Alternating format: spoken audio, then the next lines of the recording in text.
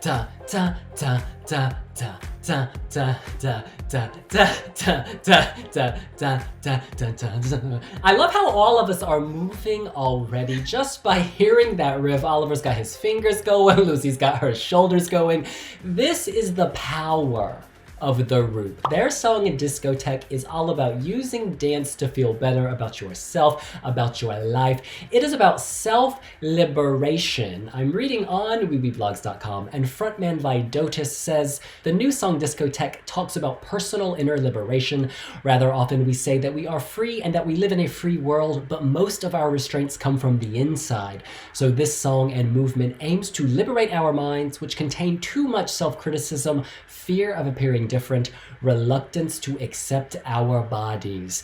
Now the question is, guys, are you ready to accept the discotheque? Shall we talk about it?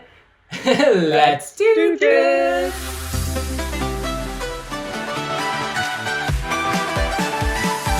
Let's discotheque right at my home. It is okay to dance alone, dance alone, dance alone, dance alone, dance alone. I got the moves, it's gonna blow. Yes, Lithuania's The Roop have the honor of opening the entire Eurovision Song Contest 2021. They are performing first in semi-final 1, serving gorgeous yellow outfits that are all about joy. For me, this has everything. It's got the virality in those dance moves, which you instantly pick up and can do, the strange hand gestures, which I still cannot do. It's got the vocals from Vidotis. It's got the quirkiness, the appeal of Robertus and Mantis. It's just got so much going for it. This is big, this is bold, this is contemporary, and yet it's also on trend by being throwback. It's ticking a lot of boxes for me. I'm hoping for epic staging. I would love to see this reach the top 5. I really, really would. I think they're such a lovely group. They always bring positivity. You know, they're not kind of lost in the fame, lost in the illusion of, you know, the grandeur of showbiz. They are real, and I love them. Oliver. Yeah, I think this is really strong. I'll start by saying I wasn't a fan of On Fire at all. Really didn't like that song. And do you know what? I'm probably in the minority when I say this is a massive glow up. I think this is the best Lithuanian Eurovision entry in... do you know what? I'd probably say ever. I think this is really, really strong. Everything from the visual, you know, going exactly with the music, and they've got so much versatility in how they move, and yeah, there's kind of a weirdness to it, but it's entrancing, enchanting, and what an honor to open the whole show. That shows that the EBU, the Eurovision team in the Netherlands, have faith in them to deliver a show-stopping performance and bring everybody back to Eurovision, make us all fall in love with it once again. Musically, I will say towards the end of it, it gets a little bit stale for me. I think the kind of beatbox moment towards the end in the bridge, then going back into the chorus that we've already heard, there's a bit of a lack of payoff there. But otherwise, I think this is really strong. Catchy bass line, catchy lyrics that everybody can get on board with as well. Discotheque at home, like that's what we've all been doing. Sophie Ellis-Bextor, woman from Lockdown Kitchen Disco, you know, that is a sentiment that we can get on board with. And I'm vibing it. I really like this. It's taking over me, it's slowly kicking in, my eyes are blinking, and I don't know what is happening. Lucy. Yeah, I mean, I'm going to start off by saying last year On Fire was my number 1. Like, so quite different to Oliver there. I am a really big fan of like Indian alternative away from Eurovision. So it kind of ticked some magnificent box for me last year. But this year I don't think it is as strong because of exactly what you just said there, Oliver, about the repetitiveness of it. I get a bit bored towards the end, but is it Vidotas, the lead singer? Like, what? He's just an enigma of a human being. Like, I adore him, and he and I mean all 3 members of the band. They're so interesting to watch. Even like the two, so I don't know the names, the 2 guys behind.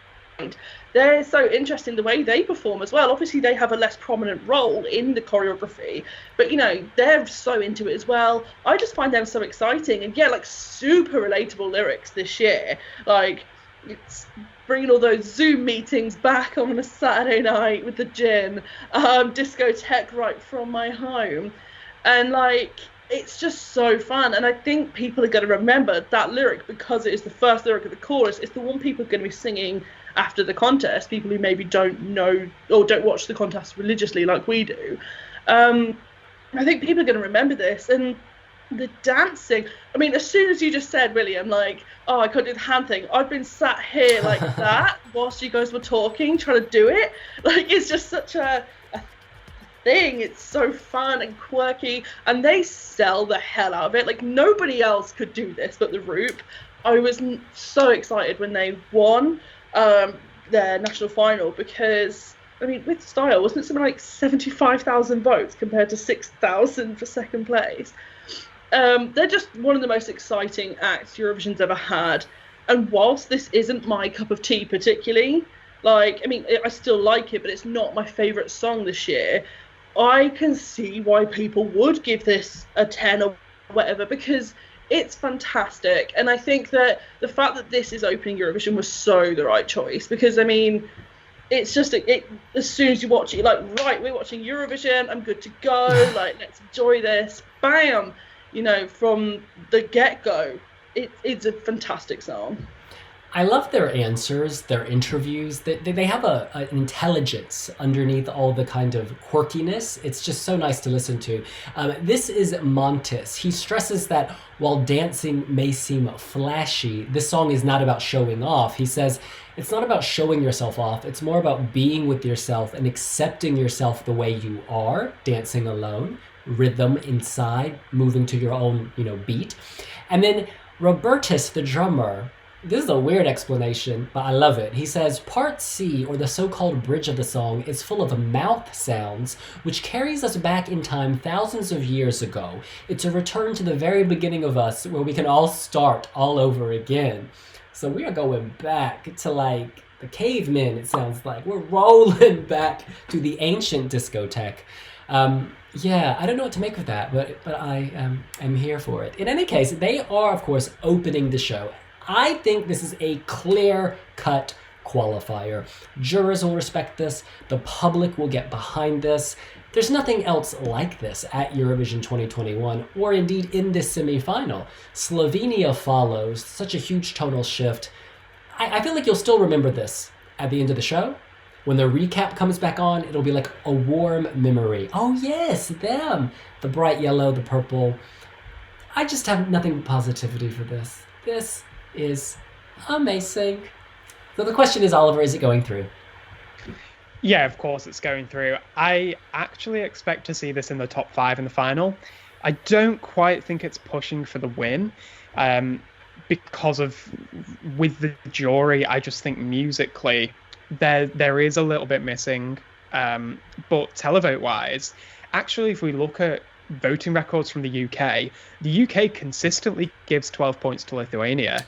With diaspora, they gave 12 points to Donny Montel. I've been waiting for this night in the televote, that is. And if that can get 12 points, this is going to get a bunch of other 12 points. And I think this is probably aiming for the top 3 of the televote. It's going to get Lithuania one of their strongest results ever. Victory, not quite sure, but I think the Roop will do a really good job at Eurovision no matter what. They're already the stars of the year for Lithuania. They've done them proud.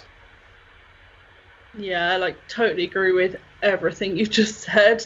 I also think that it's top 5 in the final. I mean, obviously I think it's like one of the most obvious qualifiers, which, considering it's in semi-1, is extraordinary, because there are almost no certain qualifiers in that semi, but this is like one of very few.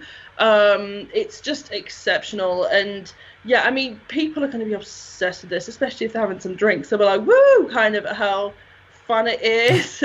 But even if you're not, hey, it's like you say, it's one that's going to be remembered by everyone. You look at songs that have opened semi-finals previous, like Armenia in 2019, very forgettable. Serbia in 2017, quite forgettable by the time you've had 16, 17 songs. Whereas this, like, people are going to be excited to see it again on Saturday. It might bring people back who weren't sure if they were going to watch it or not. And, you know, it's definitely qualifying. Everything stands out in this. There's so many special moments. The dancing, I asked them, I was like, are y'all guys actually good dancers? Or are you making fun of dancers? And they're like, no, we're trying to, you know, copy our childhood idols. Everything in this is there for a reason. It's not, what's the word? It's not been through an artificial intelligence machine to produce a Eurovision performance. You know, everything about this just feels real and honest, and yet it's still pop. Because, you know, sometimes, well, Poland, like, that seems like it's someone trying to calculate a song and calibrate a song for Eurovision, and it doesn't go so well. Whereas this, every element is real. Every sound, every motion, every movement. Authenticity, hunty. They are leaning in to themselves. Thank you, Sheryl Sandberg. All right, look, let's go around. I'm actually just shocked because it's only been 11 minutes since we started this video, but each of us had such a clear vision, such a clear perspective that we've managed to do this in record time for the Eurovision 2021 season. I'm actually shook right now. I'm so shook because all of our videos have been like, the raw files, like 38 minutes. I'm like, what? In any case, I will kick off the scores, actually. My score is a big fat 8.5. I think this is so excellent. This is one of only 2 songs I have on my Spotify playlist. I love when this comes on. I don't skip it. I prefer this to On Fire. I think there's more of an immediacy. I just instantly get it. It's that and the beat. It's something, it does get back into your inner caveman, you know, the ancient you. There's something about this. Maybe when we were in the caves, that was the sound of the insect. I don't know. But something's going on. I feel it taking over me, and I'm here for it. I would love to see Lithuania do well. As I think it was Oliver, I agree. Best entry ever from Lithuania. Oliver, what about you? It's a 7 out of 10 from me. I think this is a really strong entry. My reason it's not a little bit higher, because honestly, I do really enjoy this entry. I tend to judge things from a musical perspective, and musically, I'd like to see this develop a little bit more. I'm also looking at this in comparison with Iceland, where there is a viral moment. You've got that whole aesthetic with the dance that is going to be all over TikTok. Now, when I think about what's going to be going viral, I'm going to be leaning more towards Iceland because of the simplicity to it. Lithuania, there's a lot more movement. There's a lot going on. That's captivating for the stage. I'm just a little bit more leaning towards Iceland. In any case, that doesn't matter right now. This is a solid entry, and yeah, best Lithuanian entry in years. They're going to do really well. I wonder if we're going to see a geographical split in kind of people who prefer Iceland versus who prefer Lithuania. Yeah. And I don't want to say that, only Eastern Europeans are going to love Lithuania. However, I think a lot of Eastern countries will want to see Lithuania do well. I don't know, I get that vibe. But then at the same time, a lot of people will be like, we want small Iceland to do well. I don't know, I guess it comes down to what you consume in your media in daily life. Do you know what I mean? Like, we often hear about Iceland as the underdog here, certainly with the Eurovision movie. So I don't know what's going on in media elsewhere. It'll be interesting to see is my point. Lucy. I have given it a 7.5 for almost the exact same reason as Oliver. It just doesn't go anywhere kind of towards the end, other than the but like I do just find it a bit repetitive, and that has stopped me giving it more. It's one of those songs that's kind of aging a bit, kind of, because obviously it was one of the first songs that came out in the season, and it's around my 13th, 14th now, whereas it was my first at the beginning. And but On Fire came in at my first, and it stayed at my first for the whole year. This one has just kind of dropped away, and that's why I've given it 7.5. Although I can still acknowledge it's magnificent, and most of the people that are going to be watching it, this will be their first time watching it. So they're going to be proud of that moment that gives it their favourite. So yeah, a good score, but it's not the best score I've given. I love that you froze, and then when you came back to life, it was a pow, and we still caught everything. So that's the power of the Roop, clearly. All right, we of course are not the only Wiwi bloggers. There are dozens of us all over the world, and when we take the average across all these people, the overall global average is, wow, 7.89. That's excellent. Knocking on an 8. I think it's deserved. This appeals to so many people, and it's really well done, well produced and polished, and it has a soul. Love. I just want to know, how does this compare with the Wiwi jury for On Fire? Ooh, let me look it up. Oh, interesting. So the score here, we said, was 7.89. Last year's score was a 7.85. So it almost identical, 0.04 to Discoteque. Woo! Wow. Well, Lucy. No, yeah, I think that's pretty fair. I mean, I gave it 7.5 and it's almost that.